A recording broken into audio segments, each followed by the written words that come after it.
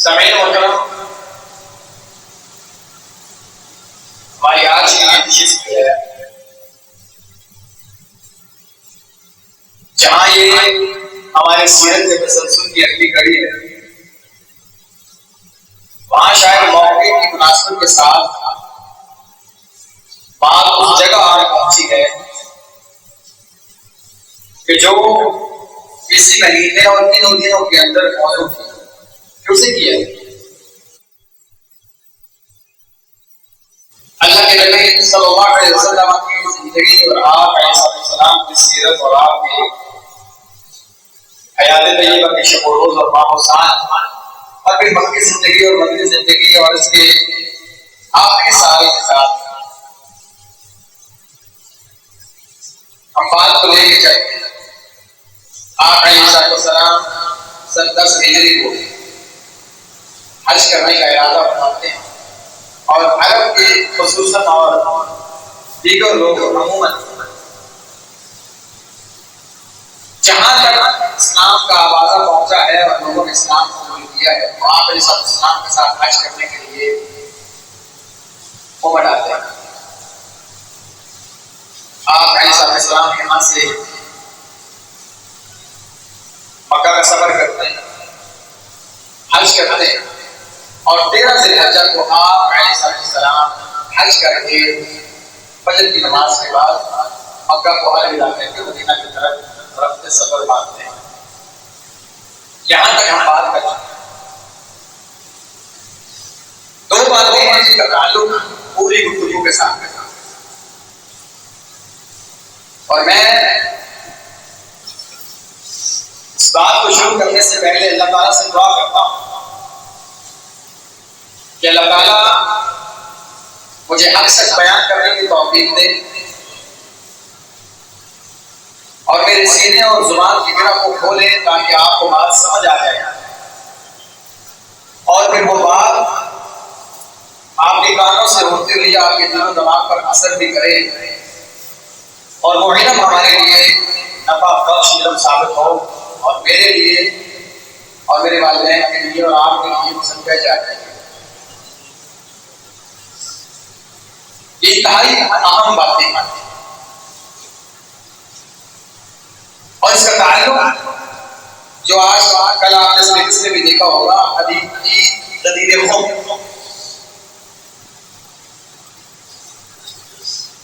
اس موضوع کو خاص طور پر بیان کرنے کا مقصد نہیں تھا، یہ کسی بھی موقع پہ آتا ہے اس کو بیان کیا جاتا ہے چونکہ اب ہمارا عنوان ہے کہ آپ کے اسلام جب مکے سے واپس ہوئے اور رستے میں کیا کیا معاملات ہوئے تو ایسے میں بھی لازمی بات ہے کہ ہم اس کو ذکر کریں۔ وہ ذی الحجہ کے علاوہ کسی موقع پہ آتا ہے کہ ہم نے ذکر کرنا ہے۔ تو آپ سے ایک التماس یہ ہے کہ آپ یہ چند باتیں جو ہیں اسے اہتمام کے ساتھ سنیے گا اور بہت زیادہ سکون طاری کرنے کی کیفیت جو ہے اس میں نہ جائیے گا کیونکہ اس کے بعد اکثر و بیشتر اونگ آنا شروع ہوتی ہے اور سمجھتے ہیں کہ سر بہت زیادہ سکون تھا، اطمینان تھا تو نہیں رہا۔ اتنا سکون اور اطمینان آپ لوگوں کو طاری نہ کیجیے گا کہ آپ کو نہیں رہا، کیونکہ یہ موضوعات جو ہیں یہ بکروں میں آرام سے بڑے کم بیان کیا جائے۔ اس کی وجہ اختلافات ہیں، اختلافات ہیں اور ہمارے معاشرے کے اندر لا علمی ایک بہت بڑی وجہ ہے۔ تو عامہ الناس کو سمجھانے کے لیے علماء اکثر و بیشتر ایسے موضوعات کا انتخاب کرتے ہیں کہ جو وہ ہضم کر پائیں۔ ہاں آپ کہیں گے تو یہ بیان کو یہ بیان کرنے کے جہاں اتنی اہمیت ہے وہاں آپ کو لازم ہے کہ آپ اس کے بارے میں پڑھیں، سرچ کریں، پوچھیں، سوال کریں، تو پھر علماء آپ کو بٹھا کے پوری بات سمجھائیں۔ اب یہاں پہ تاریخ کون آئے اور جا کے ممبر پہ کھڑا ہو کے تاریخ کو بیان کرنا شروع نہیں ایسا نہیں ہوتا۔ اب ہمارا تو چونکہ ایک موضوع ہے، عنوان ہے اور اس عنوان کے ساتھ سارا معاملہ جڑا ہوا ہے اور کئی چیزیں ایسی جو آپ کے ذہن میں، اس لیے یہ کوئی ایسی اچھتے کی بات نہیں ہے۔ تو چونکہ موضوع غدیر خم ہے لیکن اس سے متعلقہ دو باتیں یاد رکھنا۔ سب سے پہلی بات جو تنقیدی طور پر کہنا ہے، اللہ کے نبی علیہ السلام کی سیرت طیبہ اور آپ علیہ السلام کی زندگی اور آپ کے تربیت کے انداز اور آپ کے تعلیم کے انداز سے اور آپ کی جو طبیعت تھی اس سے اس بات کا پتہ چلتا ہے، اور آپ کا سیرت کا حدیث کا مطالعہ کریں تو اللہ کے نبی علیہ السلام کے سامنے جب کبھی کسی بھی صحابی کے بارے میں کوئی نیگیٹیوٹی پائی گئی میں دیکھی گئی تو آپ علیہ السلام نے فوراً اپنے صحابی کا دفاع کیا، فوراً اس کی کئی مثالیں خالد بن ولید رضی اللہ تعالیٰ سریہ موتا پر گئے، واپسی پر کچھ معاملات ہو گئے ہمارے کے آپ السلام کو پتہ چلا، فوراً آپ کھڑے ہو گئے، خطبہ ارشاد کہا جو میں امیر بنا کے بھیجتا ہوں کیا تم میرے لیے یعنی میری عزت کرتے ہوئے میرے شرف اور میرے مقام اور جو اس کو میں نے امیر بنایا ہے ان کی غلطیوں اور برائیوں سے نظر انداز نہیں کر سکتے، برداشت نہیں کر سکتے؟ یہ تو دیکھو کہ امیر کس نے بنایا ہے؟ میں نے بنایا نا، تو میرے لیے میرے عمراء کو جو کسی کو میں امیر بنا دوں چھوڑ نہیں سکتے، فوراً دفاع۔ اسی طرح آپ دیکھیں کہ حضرت عمر رضی اللہ عنہ اور حضرت ابوبکر رضی اللہ عنہ دونوں کے درمیان کسی بات کی اختلاف ہو جائے، ابوبکر رضی اللہ عنہ پیچھے چلتے ہیں اور عمر کہتے ہیں معاف کر دیں جانے دیں، تو آپ اس بات میں میری غلطی ہے، بس عمر آگے آگے چلتے ہیں دروازہ بند کر لیتے ہیں، ابوبکر واپس آ جاتے ہیں۔ ہم اس سیرت کے ٹاپک میں ذکر کر سکتے ہیں، اب کئی دفعہ پہلے بھی ذکر یہ بات ابوبکر رضی اللہ عنہ آ کے اللہ کے نبی کو ہوتی ہے اور اللہ کے نبی علیہ السلام کا چہرہ سرخ ہو جاتا۔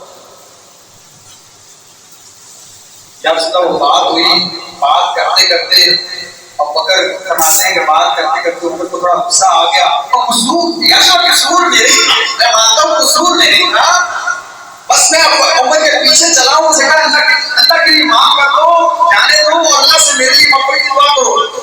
جب اس کا عمر نے بات پیش کی،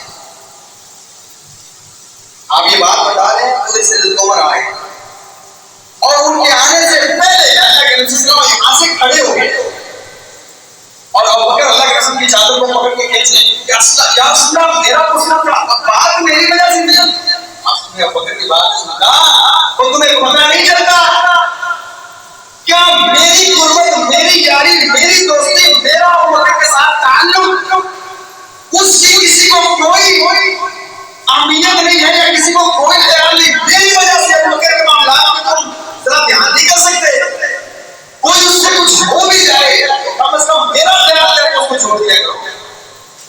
پھر آپ علیہ السلام نے مسجد کے اندر لوگوں کو خطبہ ارشاد کیا، آپ نے کہا یہ وہ بندہ ہے جب ہر بندہ مجھے جھٹلا رہا تھا یہ میری تصدیق کرنے والا تھا، جب سارے پیچھے پیچھے تھے یہ سب سے آگے تھا، تو تمہیں پتہ نہیں چلتا میرا اس کے ساتھ تعلق کیا ہے، میری وجہ سے وہ مجھے کو چھوڑ نہیں سکتے۔ اور ان کی بات کہا اگر بات کرتے عمر آ کے میں اللہ سے یا اللہ ابوبکر کو معاف فرما، یا اللہ ابوبکر کو معاف فرما، یا اللہ ابوبکر کو معاف، میں دعا کرتا ہوں کہتے وہ عمر سے کہتا ہے معافی کرو، میں تو نہیں معاف کرتا، فوراً نہیں معاف کیا۔ آپ کو یاد نہیں ہے واقعہ یہ ہے امی عائشہ رضی اللہ عنہا پر جب نظام تراشی کا معاملہ ہوا، اللہ کے نبی علیہ السلام نے جب سارے معاملات دیکھے کہ بہت زیادہ پھیل گئے، اللہ کے نبی علیہ السلام نے کیا بنایا، مسجد میں آئے باقاعدہ خطبہ ارشاد فرمایا، کہا لوگوں اب تو تکلیفیں میرے گھر والوں میں آن پہنچ گئی، وہ میرے گھر والوں کے بارے میں تو خیال کریں۔ یہ خطبہ امی عائشہ کے بارے میں خاص اور اپنے فیض کے بارے میں عام، تو آپ علیہ السلام نے دفاع کو ہر دفعہ بعض وقت سے ارشاد کرایا، بعض وقت جو موجود تھے ان کو باہر کرایا۔ ایک بات آپ نے ذہن میں رکھیں، دوسرا غدیر خون کا ایک پس منظر تھا، پس منظر کیا تھا اب دھیان سے سنیں۔ اللہ کے نبی علیہ السلام نے خالد بن ولید رضی اللہ عنہ کو یمن بھیجا کہ جاؤ ان کو اسلام کی دعوت دو، اگر وہ اسلام قبول کرتے ہیں ان کے اوپر اسلام کا احکامات نافذ کرو۔ لہٰذا خالد بن ولید رضی اللہ عنہ نے لشکر لے کر چڑھائی کی، وہاں پہ قتال کیا، مال غنیمت آیا، اسلامی ریاست کو قائم کیا۔ آپ علیہ السلام کو قاصد بھیجا کہ یا رسول اللہ صلی اللہ علیہ وسلم جو مال غنیمت یہاں پہ اکٹھا ہوا ہے کسی بندے کو بھیجے وہ مال غنیمت۔ اللہ کے نبی علیہ السلام ابھی مدینے میں، یہ حج سے پہلے کی بات اور حج کا آپ ارادہ فرما چکے۔ اللہ کے نبی علیہ السلام نے حضرت علی رضی اللہ عنہ کو فرمایا جاؤ یمن اور یمن سے جا کے مال غنیمت اکٹھا کر کے وہ لے آؤ اور ہم اور آپ کہاں ملیں گے؟ مکہ میں. میں حج کے لیے نکل جاؤں گا, تم یمن سے مکہ آ جانا, میں یہاں سے مکہ چل جاؤں, تو ہم کہاں لقاء کہاں ہوگا ہمارا؟ مکہ. ٹھیک ہے.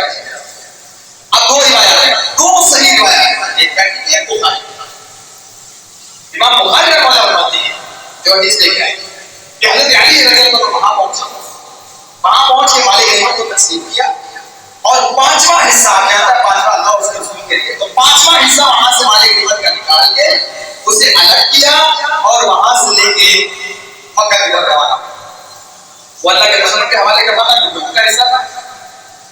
اچھا, اس مال غنیمت کے پانچویں حصے کے اندر سے حضرت علی رضی اللہ عنہ نے تھوڑا سا تصرف کیا, مطلب اس میں سے کچھ چیزیں استعمال. اب اس معاملے کو دیکھ کے حضرت خالد بن ولید رضی اللہ عنہ اور حضرت بریدہ اور باقی لوگوں کے درمیان باتیں ہونے لگی. کوئی اللہ کے نبی کا کیسے استعمال کر سکتے ہیں, اس سے پہلے کہ اللہ کے نبی تک پہنچے یہ خود کیسے استعمال کر سکتے ہیں. یہاں سے قاصد کیا, حضرت بریدہ رضی اللہ عنہ یہاں سے سیدھا پہنچے ابھی اللہ کے رسول مدینہ میں, سیدھا مدینہ پہنچے. رسول اللہ صلی اللہ علیہ وسلم حضرت علی کو آپ نے بھیجا مال غنیمت کے لیے, تو مال غنیمت میں سے حضرت علی رضی اللہ عنہ نے لے لیا, بات کئی لوگ ایسے ایسے کیا تو ضرور خود ہی تصرف کر لیا.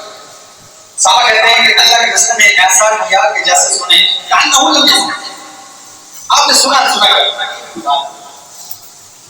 کوئی دوبارہ کہا یا رسول اللہ فعل علی کئی لوگ, حضرت علی نے یہ کیا مال غنیمت کا. اچھا, یہ بات یاد رکھیں, یہ کوئی شکایت نہیں ہے, دیکھیں ان کو بتایا گیا تھا یہ اللہ کے نبی کا حصہ ہے, اور ہمارا داری کا تقاضا یہ ہے کہ وہ بتاتے ہیں رسول تیرے لیے یہ کیا, لیکن ہم ہمیں رہنمائی فرمائیں کہ کیا معاملہ ہے اس کا. یا تو آپ ان کو کہیں گے کہ ایسا نہیں کرنا, یا ہمیں تسلیم فرما دیں گے تو ہمارے دل سے بات نکل جائے گی. اس میں یہ مراد نہیں ہے کہ ان کے دل میں بغض تھا, یہ معانی اور مفاہیم آج کے لوگ خود نکال لیتے ہیں, لیکن دلوں میں بیماری اتنا نکالتے ہیں. اسی طرح جب ہمارا بریدہ ہے رضی اللہ عنہ یا رسول اللہ صلی اللہ علیہ وسلم فعل علی فیتبع, حضرت علی نے مال غنیمت کے لیے یہ کیا ہے, ایک لوٹی کو استعمال کیا.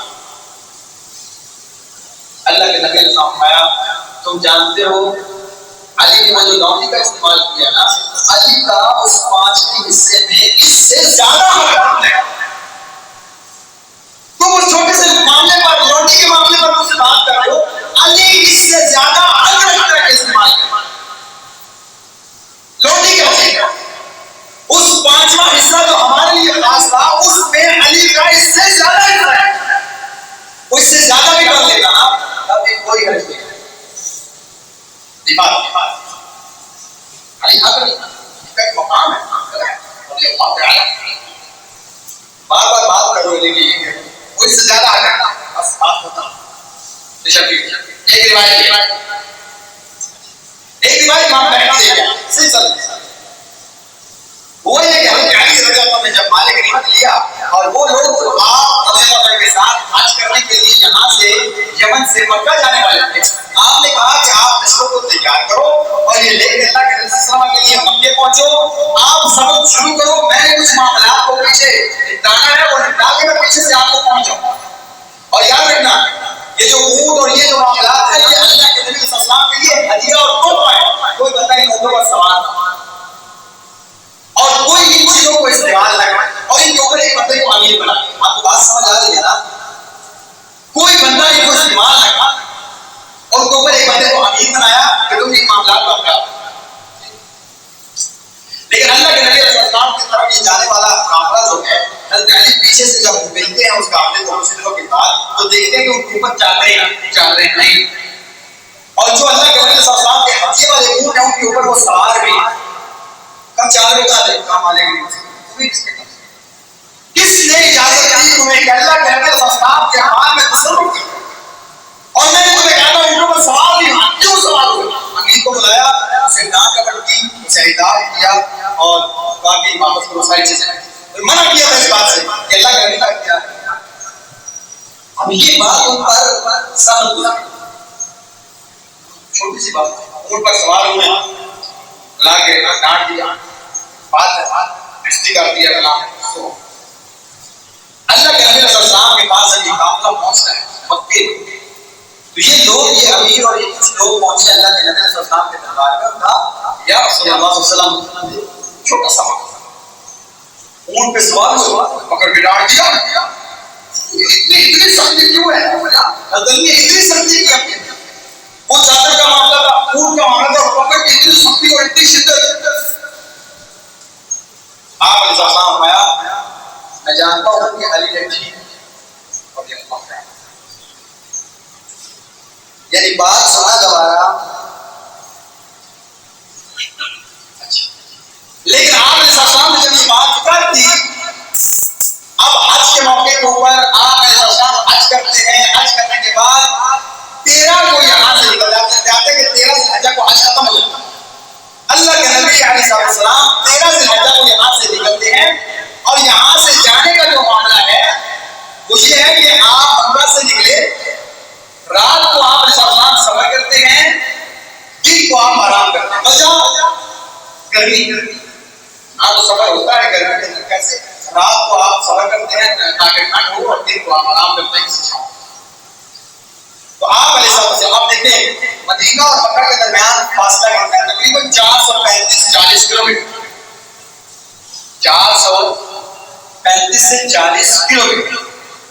اللہ کے نبی صلی اللہ علیہ وسلم مکہ سے نکلتے ہیں، مدینہ کا سفر کرتے ہیں، اب یہاں سے وہاں تک کا سفر کتنا بنتا ہے؟ تقریباً 7 سے 8 دن کا سفر بنتا ہے۔ پیدل جا رہے ہیں، اونٹوں پہ ہیں، کچھ سواریوں پہ، کچھ سواریاں نہیں ہیں، تو کیسے تو یہ 3 سے 4 دن کا یا 7 سے 10 دن کا سفر بنتا ہے، لیکن 7 سے 10 دن کا مکہ سے مدینہ۔ اللہ کے نبی صلی اللہ علیہ وسلم 13 کو نکلتے ہیں، ایک دن سفر کیا، 14 15 16 17 18 سے 18 سے نجا کو تقریباً 270 کے قریب کلومیٹر آپ سفر کر چکے ہیں، اور یہ جو جگہ ہے اس جگہ نام ہے غدیر خم۔ آپ یہاں پہنچے اور اللہ کے نبی صلی اللہ علیہ وسلم نے یہاں پہ ایک خطبہ ارشاد ہے۔ اب مجھے یہ بتائیں، اب آپ علیہ السلام کے ساتھ کتنے لوگ باقی ہیں؟ وہ لوگ جو مدینہ جا رہے ہیں، کیونکہ آپ مدینہ تقریباً 170-80 کلومیٹر باقی ہے، یا مدینہ کے ارد گرد لوگ جو اس سفر میں چل رہے ہیں، وہ لوگ باقی ہیں۔ آپ علیہ السلام نے یہاں پہ ایک خطبہ ارشاد ہے جس کے اندر حضرت علی رضی اللہ عنہ کے فضائل کو بیان کیا۔ حضرت علی رضی اللہ عنہ اور آپ نے فرمایا بھائی دیکھو میں تمہارے اندر 2 بزنی چیزیں چھوڑ کے جا رہا ہوں، ایک اللہ کی کتاب ہے، اس کے اندر نور ہے، ہدایت ہے، روشنی ہے، اس کے اوپر عمل کرنا رہنا، اور یہ ساری باتوں کو ذکر کرنے کے بعد آپ نے ارشاد فرمایا اذکرکم اللہ، میں اللہ سے ڈراتا ہوں تمہیں میرے اہل بیت کے بارے میں، اور اہل بیت میں سے سرفہرست حضرت علی رضی اللہ عنہ۔ پھر آپ نے آپ کا حال کہا من کنت مولا علی المولا، مجھے اپنا مولا سمجھتا ہے، چلے میں ابھی ترجمہ اس کی طرف نہیں آتا، مولا سمجھتا ہے علی اس کا مولا۔ اب یہ فضائل اور مناقب بیان کرنے کے بعد یہاں سے ایک قافلہ روانہ ہوتا ہے، یہ ہے پس منظر اور خطبہ غدیر خم۔ دیکھیں بھائی کائنات کے جتنے خبز صحابہ رکھنے والے لوگ ہیں، زہر کا پیالہ پینے کے بعد صحابہ کے بارے میں جتنی مرضی زبان درازی کریں اور اس کے ساتھ جتنا مرضی جھوٹ پھیلائیں، ان کی اپنی مرضی، محدثین نے اپنا حق ادا کر دیا، پوری روایات اور پورا قصہ نکل کر کے امت کو بتا دیا حضرت علی کا مقام کیا۔ حضرت علی سے اختلاف کس کو ہے؟ اللہ کے بندو، جس بندے کی محبت امام کی کسوٹی ہوگی اس سے بغض کون رکھے گا؟ آپ مانتے ہیں اس بات؟ حضرت علی رضی اللہ عنہ سے بغض رکھنا منافقوں کی بات ہے۔ منافق کیا؟ کون بغض رکھے گا؟ ایمان سے جائے گا، جہنمی کرنا چاہتا ہے، ان سے محبت ایماندار ہونے کا اور مومن ہونے کے لیے کیسے بغض رکھا جا سکتا ہے؟ ان سے محبت رکھی جائے گی۔ پھر ان کا کمپیریزن کچھ لوگوں کے ساتھ ان کا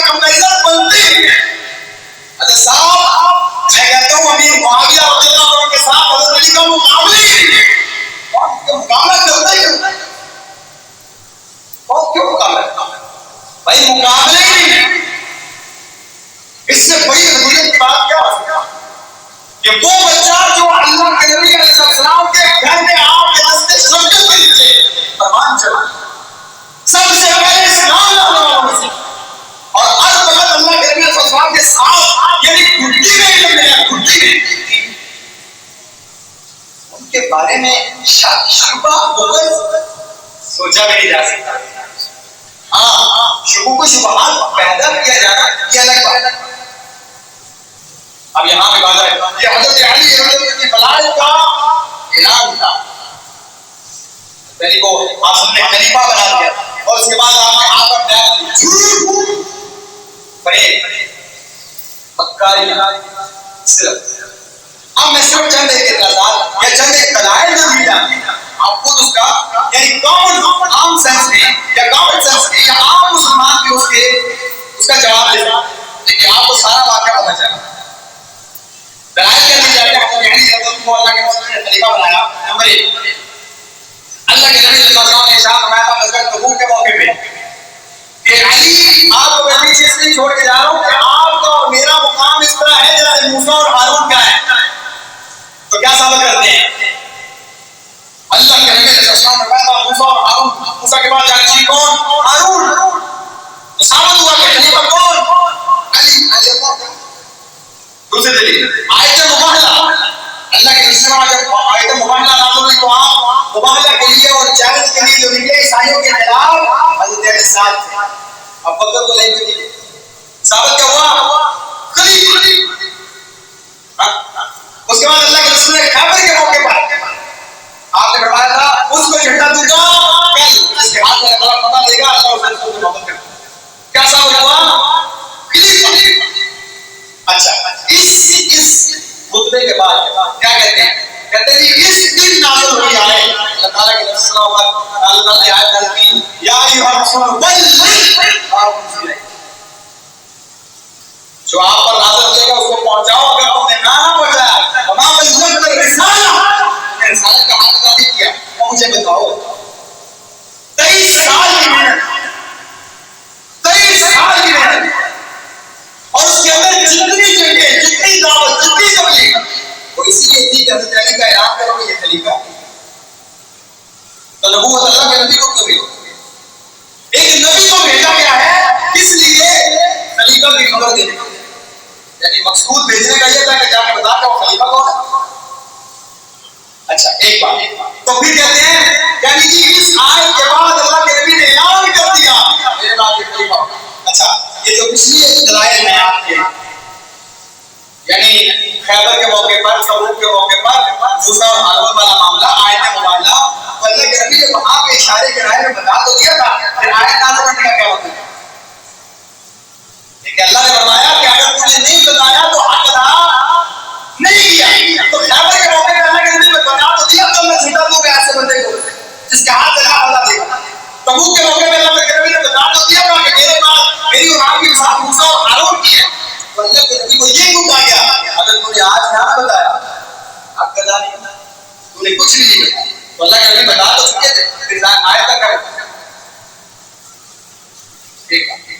نمبر 2، حضرت عمر رضی اللہ عنہ سے یہودی نے کہا حضرت صاحب آپ کے قرآن میں ایک آیت ہے اگر ہمارے ہاں نازل ہوتی تو ہم اس کی تکلیف کرنے بناتے۔ کہا کون سا؟ کہا یوم اکملت لکم دینکم، کہا مجھے پتا ہے یوم عرفہ جمعے کا دن اللہ کے نبی پر یہ نازل ہوئی تھی، لیکن ہمارے یہاں آیتیں دو تھی۔ لیکن کیا جوڑا ہے؟ کہتے ہیں جس دن آپ اسلام نے یہ اعلان کیا من کنت مولا علی مولا، اللہ نے نازل کیا یوم اکملت لکم دینکم۔ جھوٹ ارے اور آخری بات مجھے یہ بتائیے گا اللہ کے نبی صلی اللہ علیہ وسلم کو اگر مقصود ولایت اور خلافت ہی دینا ہوتی تو اعلان کہاں پر تھا؟ عرفات میں، مینا میں، مزدلفہ میں، مکہ سے نکلنے سے پہلے۔ یہ کیا بات ہے؟ مکے سے آپ نکلے، مکے والے مکے میں چلے گئے، طائف والے ادھر چلے گئے، عراق والے ادھر چلے گئے، جو قبائل اس سائڈ تھے وہ سارے نکل گئے۔ 270 کلومیٹر کا سفر کرنے کے بعد آپ ایک غریب نامی جگہ ایک قدیم خم کیا معلوم جگہ پر رکھتے ہیں اور آپ اعلان کرتے ہیں تو جن کو کو نہیں بتانا یہ اس کا مقصد کیا ہے کہ جو چلے گئے ان کو بتانا پسند نہیں. یہ نام آپ نے عرفہ کا دن کیوں نہیں؟ یہ نام عرفہ کا دن کیوں نہیں؟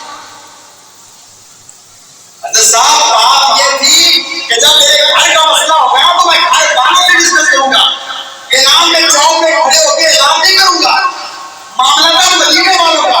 حضرت علی کے بارے میں باتیں چل رہی تھی ان لوگوں کے اندر. بات سنو بھائی بات سنو.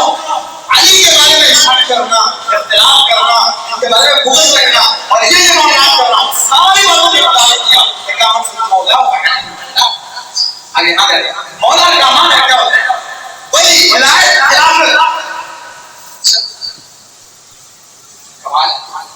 اب یہاں پہ دیکھیں اللہ کے رشتہ کا ایک اور حصہ یہ جعفر زید بن حارثہ اور حضرت علی تینوں کے بارے میں آپ صحابہ نے ایک بات لمبی حدیث ہے. آپ نے جعفر فرمایا جعفر آپ تخلیق میں اور اخلاق میں میرے مشابہ. علی انت منی وانا منک تو مجھ سے میں تجھ سے. زید اخونا و مولانا زید ہمارا بھائی بھی ہے مولا بھی ہے. کیا کہ خلیفہ ولایت زید تم کا اور بھی کس صحابہ کے بارے میں. اچھا پھر اس کے بعد ایک اور اشکال ڈالا جاتا ہے. حضرت علی رضی اللہ عنہ کی کہنا چاہیے یہ شبہات ڈالے گئے اس لیے جواب دے رہا. نہیں تو ان کا کوئی ایسا معاملہ نہیں ہے کہ میں اس کو آپ کے سامنے علم اظہار کیا ایسی کوئی بات. حضرت علی نہیں کہنا چاہیے مولا علی کہنا چاہیے. اچھا کیوں جی؟ کیونکہ یہ حضرت علی حضرت کی خصوصیت ہے اور جو یہ خصوصیت حضرت علی کو نہیں ہے کسی اور کو یہ خصوصیت زید کو بھی نہیں ہے. مولا زید کا. اور نمبر 2 اس حدیث پر غور کریں ذرا تعصب کو ذہن سے نکال. ماننا یا نہ ماننا یہ آپ کے اپنے معاملات یا یہ ہدایت اللہ کے ہاتھ. جس حدیث میں اللہ کے رسول صلی اللہ علیہ وسلم نے حضرت علی کو مولا کا لقب دیا اور اس کیسے اللہ کے رسول فرماتے ہیں من کنت مولا جس کے نزدیک میں اس کا مولا ہوں. اس کے نزدیک کون مولا اس کا؟ علی. آپ نے کبھی محمد رسول اللہ صلی اللہ علیہ وسلم کے نام کے ساتھ مولا لگایا؟ کیوں مومنوں کو مولا نہیں ہے؟ ان کو مولا نہیں مانتے کیونکہ اللہ کے رسول نے جو مجھے مولا مانتا ہے علی کو مولا مانے. آپ کہتے ہیں پھر علی کو مولا ماننا ہے تو پھر چونکہ حضرت علی کو آج تم نے مولا کہا ہے ان کے ساتھ حضرت بھی مولا علی لگے. مجھے کوئی اختلاف نہیں لیکن جس رنگ ڈھنگ لہجے اور جس تیور کے ساتھ یہ بات کی جاتی ہے تیور ٹھیک ہے. پھر آپ مولا محمد صلی اللہ علیہ وسلم کہا کریں کیونکہ پہلے آپ نے فرمایا کہ میں مولا ہوں پھر علی مولا. لیکن اللہ کے نبی کے ساتھ حضرت محمد صلی اللہ علیہ وسلم اور علی رضی اللہ عنہ کے لیے مولا علی کیوں ایسا کیا؟ میرے بھائی پیچھے پس منظر آپ نے جان لی بات صرف اتنی اس کے ساتھ ساری منفی باتیں لگاتے ہیں کھلے ہاتھ کھلی زبانیں اور رفیع نے کئی باتیں ذکر کی. یہاں پہ مقصود حضرت علی رضی اللہ کا دفاع کرنا اور ان کی اہمیت اور اہل بیت کا دفاع کرنا. اور یہ باتیں یہ خطبہ کتنا یاد ہے اور کس سے کرنا مدینہ خون کا اہل بیت کے بارے میں. اللہ کے نبی صلی اللہ علیہ وسلم جو مسجد نبوی میں کھڑے ہو کے بھیگی ہوئی آنکھوں کے ساتھ بتا دیا تھا امی عائشہ کے بارے میں وہ اہل بیت کے بارے میں خطبہ یاد نہیں. کیوں یاد نہیں وہ خطبہ کہ امی عائشہ کے بارے میں آپ نے کہا میں عائشہ کے بارے میں خیر کے سوا کچھ نہیں جانتا. اب تمہاری باتیں عائشہ تک میرے حد جا پہنچا ہے ان کو اہل بیت مانتے ہی نہیں کرتے اہل بیت. لہذا اللہ کا واسطہ ہے افسانوں سے نکلے حقیقت کی طرف آئیں اور حقیقت کا مطالعہ کریں. اللہ تعالیٰ ہم سب کو سمجھنے کی توفیق عطا فرمائے. قل قولي هذا واستغفر الله لي ولكم ولسائر المسلمين من كل ذنب فاستغفروه انه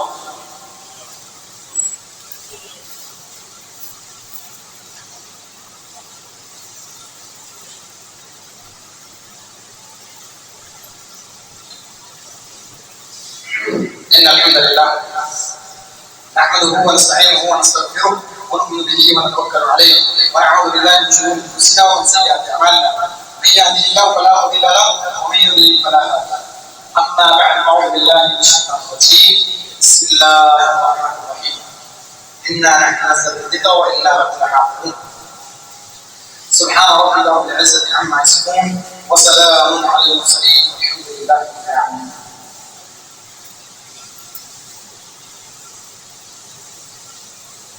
جو آیت میں آپ کے سامنے تلاوت کی آپ کو اس بات سے اندازہ ہو گیا ہوگا کہ بات کیا ہے.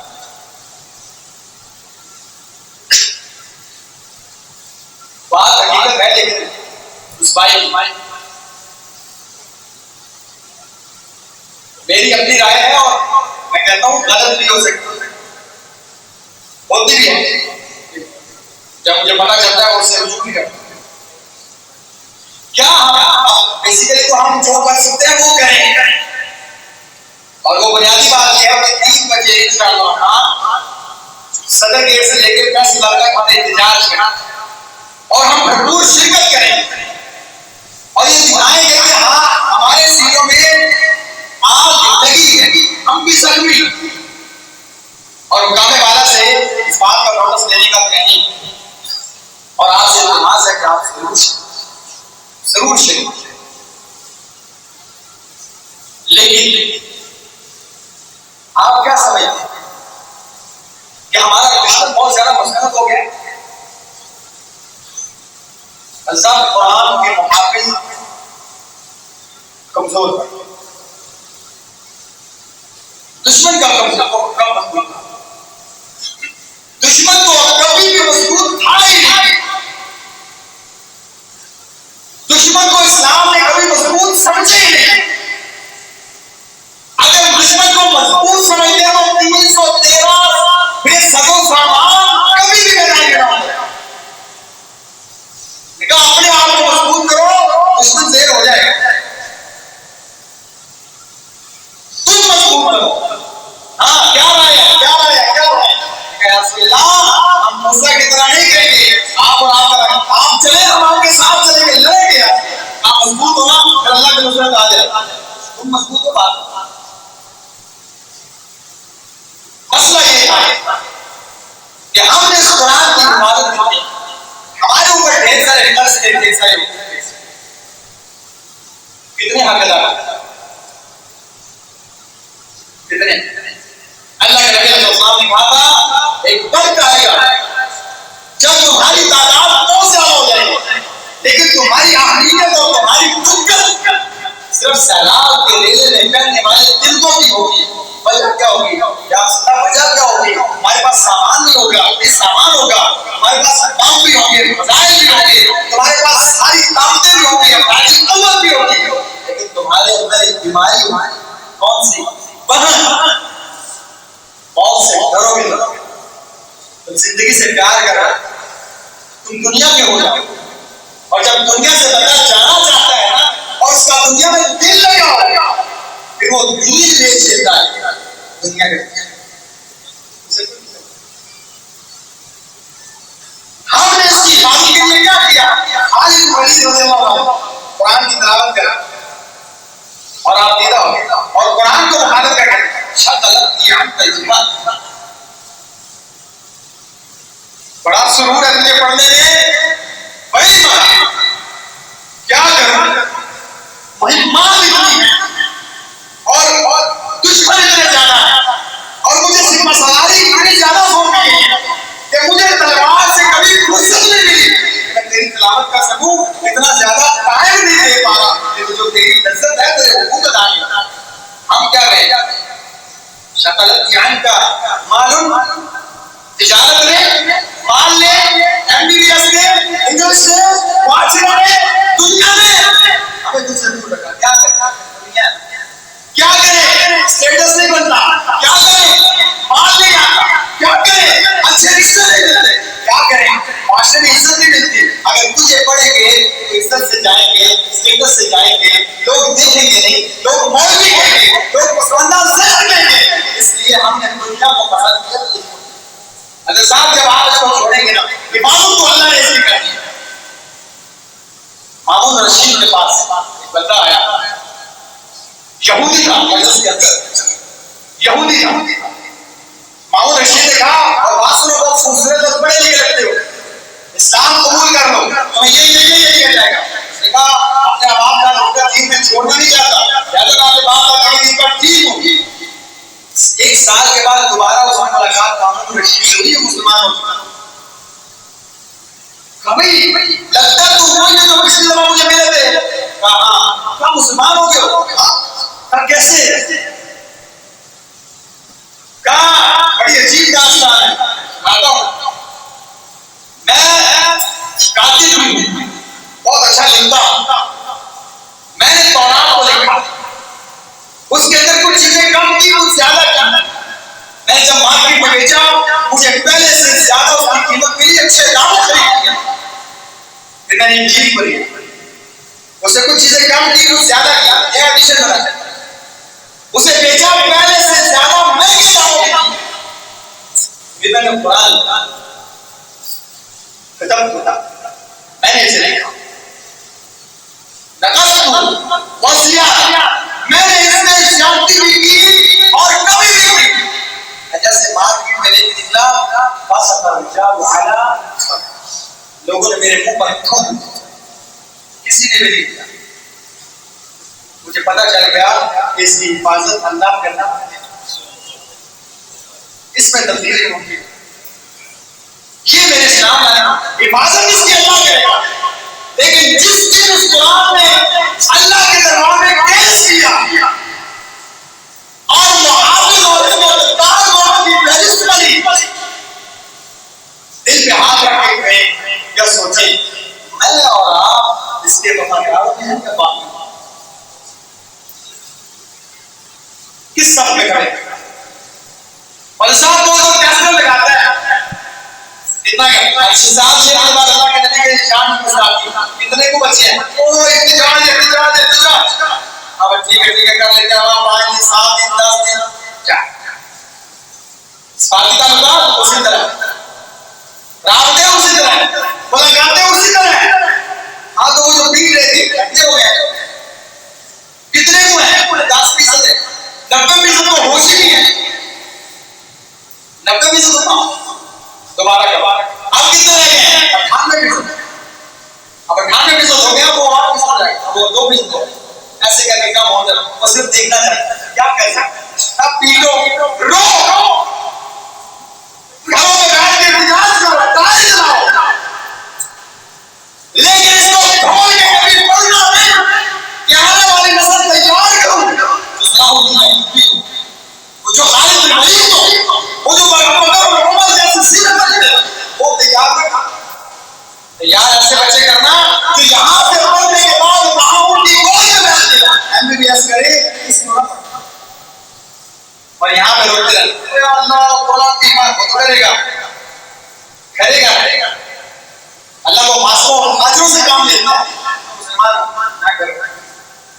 کتنے کافر لوگ صرف اس کے گستاخیوں میں ہونے کے بعد اللہ کے نبی کی سنت کا سیرت کا مطالعہ کرنے کے بعد اور قرآن کو صرف اس لیے پڑھا اس میں ہے کیا کیوں اس کی مخالفت ہے مسلمان ہو گئے. لیکن مسلمان نے اس کو مسلمان ہونے کے بعد نہیں کا ایمان ہے پڑھنا. کتنے بھی سے بیٹھے ہیں جن کو پورا ترجمہ جن کو بات بات میں یہ بات اللہ نے یہ فرمایا ہے زندگی گزری ہر گول کو اچھی ہوئی ہے. اللہ کے بندو ایک ہی گول کو زندگی کا رکھو. 30 سال خبر ہونے سے پہلے کیسے رہنے پڑے تھا، آن لائن پڑھنا پڑا تھا، وقت نکالنا پڑا تھا. اس کو میں نے حاصل کرنا ہے. قیامت میں اللہ نے مجھے پوچھ لیا علم حاصل کیا، یہ علم کی کتاب کی حساب تھا. سمجھ آئی کہ میں نے کہا تو آگے سے کہا نہیں.